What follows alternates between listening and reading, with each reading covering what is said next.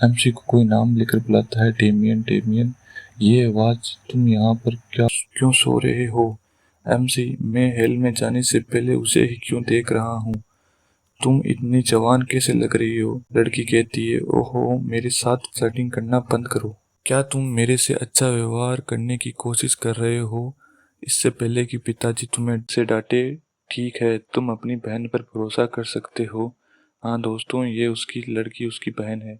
यहाँ पर जल्द ही बारिश होने वाली है, तुम अंदर आ जाओ। बहन ये कहकर चली जाती है। एमसी, मैंने तो पक्का ही इस मेंशन को डिस्ट्रॉय कर दिया था।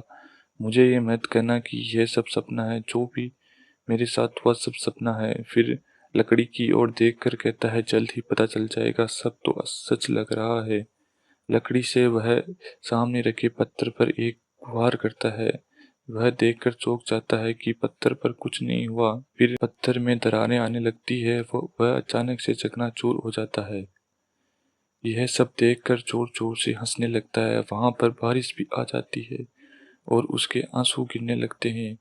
एमसी कहता है, यह सपना नहीं है। फिर से मैं अपने पास्ट में आ गया। पुरानी बातें याद करते हुए अपने घर से क्यों भाग गया मैं? उसी चिल्ला के डांट रहा था, तुम्हारे पास टैलेंट है कि तुम सच में पागल हो। तुमने एक बार में बखेड़ा खड़ा कर दिया और वहां से तुम लात मारकर निकाल दिए गए। तुमने अपने परिवार की इज्जत को मिट्टी में मिला दिया। तुम्हारा यह टैलेंट है कि तुम मेरे परिवार की प्रतिभा को नष्ट कर रहे हो।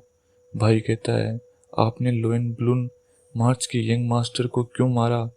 आपकी वजह से बहन को उस बेकार आदमी की ओर से घसीटा जा रहा है। उसकी माँ कहती है, तुमने अपनी पुश्तैनी जमीन को गिरवी रखकर पैसे क्यों उधार लिए?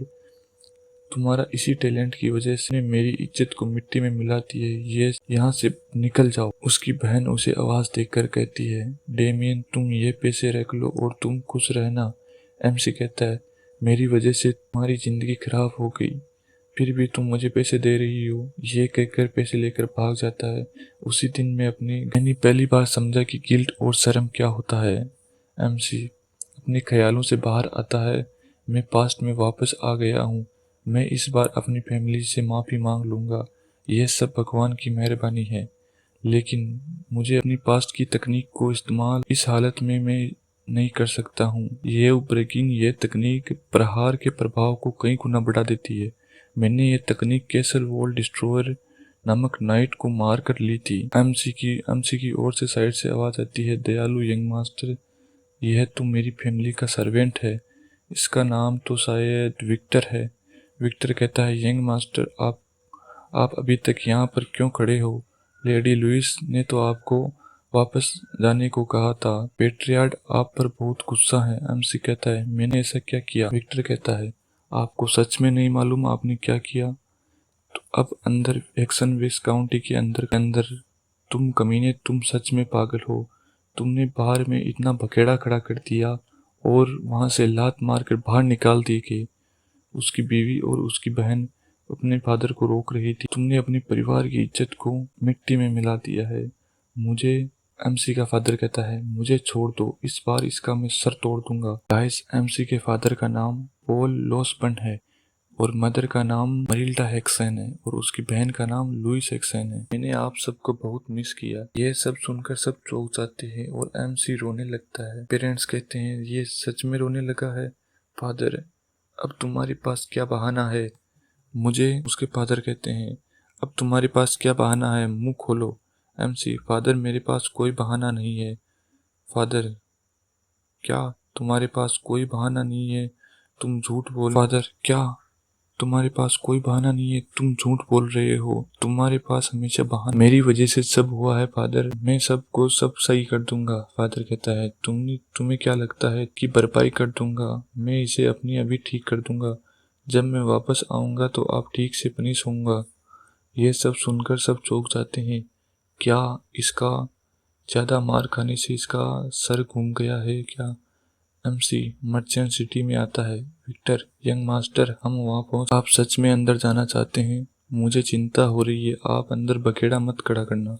एमसी, ज्यादा मत डरो, पहले मैं जाता हूँ। तुम चिंता मत करो, मैं इस समय तरीके से माफी मांगूंगा। एमसी, चलो चलते हैं। मुझे पता नहीं पास्ट में कैसे आया, लेकिन भगवान ने मुझे एक और मौका दिया है, तो मैं इस बार किसी को हर्ट नहीं होने दूंगा। एमसी आगे की ओर बढ़ता है। यहाँ पर दो गार्ड खड़े होते हैं। गार्ड कहते हैं, तुम यहाँ पर वापस क्यों आए हो?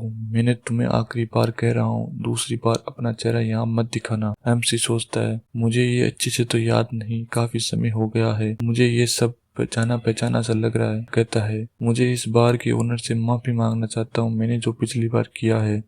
पहला गार्ड, ऐसे अचानक से? ठीक है, मैं बॉस को बोल दूंगा। दूसरा गार्ड, कितना मजाक किया है ये। मैंने सुना है कि ये घटिया फैमिली का घटिया बेटा है, मुझे लगता है मेरी ये सोच से तो बेहतर ही होगा। गार्ड कहता है, मैंने सुना है कि तुम्हारी फैमिली में एक लड़की है जो कि काफी सुंदर है, यहाँ अभी भी कुछ काम की चीजें हैं। एमसी को यह सुनकर भयंकर गुस्सा आता है। पहला गार्ड कहता है, तुम्हें इसे हमें मिलाना चाहिए था। दूसरा गार्ड, रुक जाओ, ये अभी रोने लगेगा। एमसी ने तुरंत ही उसके हाथ से चाकू ले लिया। कहता है, मैं ये सब नहीं करना चाहता था, चुपचाप माफी मांग कर चला जाता। दूसरा गार्ड, क्या ये साला सच में पागल हो गया है? यह मेरे सामने ज्यादा ही होशियार बन रहा है। गार्ड ने एमसी की ओर हाथ दिखाया, लेकिन उसका हाथ कट जाता है। गार्ड ने एमसी की ओर हाथ दिखाया, लेकिन उसका हाथ तुरंत ही कट जाता है। गार्ड को तो पता ही नहीं चलता कि उसका हाथ कट चुका है।